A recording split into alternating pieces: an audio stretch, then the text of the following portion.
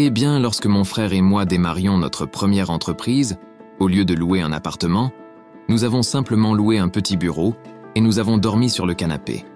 Et nous avons pris une douche au YMCA et nous n'avions qu'un seul ordinateur. Le site web était donc opérationnel pendant la journée et je codais la nuit, 7 jours sur 7, tout le temps. Travaillez dur, comme à chaque heure d'éveil. C'est ce que je dirais, surtout si vous démarrez une entreprise. Et je veux dire, si vous faites un calcul simple, dites « D'accord, si quelqu'un d'autre travaille 50 heures et que vous en travaillez 100, vous ferez 2 fois plus de travail au cours d'une année que l'autre entreprise. » Je pense que deuxièmement, vous devez vous assurer que tout ce que vous faites est un excellent produit ou service. Il faut que ce soit vraiment génial. Je reviens à ce que je disais plus tôt. Si vous êtes une nouvelle entreprise, je veux dire, à moins qu'il ne s'agisse d'une nouvelle industrie ou d'un nouveau marché, s'il s'agit d'un marché inexploité, vous avez plus de capacité à... La norme est plus basse pour votre produit ou service. Mais si vous vous lancez dans un domaine où il existe un marché face à de grands concurrents bien établis, alors votre produit ou service doit être bien meilleur que le leur. Cela ne peut pas être un peu mieux, car alors vous vous mettez à la place du consommateur et il vous demande pourquoi l'achèteriez-vous en tant que consommateur. Vous achèterez toujours la marque de confiance, sauf s'il y a une grande différence. Ainsi, bien souvent, l'entrepreneur proposera quelque chose qui n'est que légèrement meilleur. Et ça ne peut pas être un peu mieux. Ça doit être beaucoup mieux. Autre chose que je dirais, c'est que si vous créez une entreprise ou si vous rejoignez une entreprise, le plus important est d'attirer des gens formidables.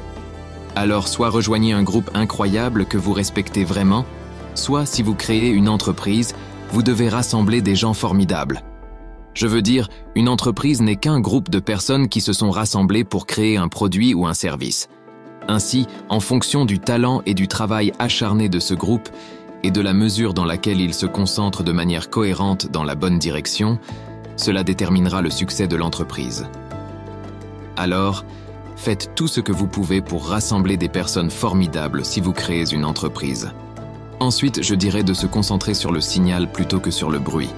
De nombreuses entreprises sont confuses. Ils dépensent de l'argent pour des choses qui n'améliorent pas réellement le produit.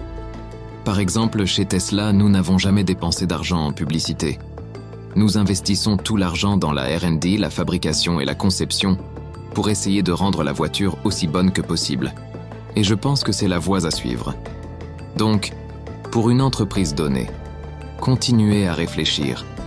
Ces efforts déployés par les gens aboutissent-ils à un meilleur produit ou service? Et si ce n'est pas le cas, arrêtez ces efforts. Et puis je pense que la dernière chose que je vous encouragerais à faire est... Il est maintenant temps de prendre des risques. Vous n'avez pas d'enfants. Mais à mesure que vous vieillissez, vos obligations augmentent. Et une fois que vous avez une famille, vous commencez à prendre des risques non seulement pour vous-même, mais aussi pour votre famille.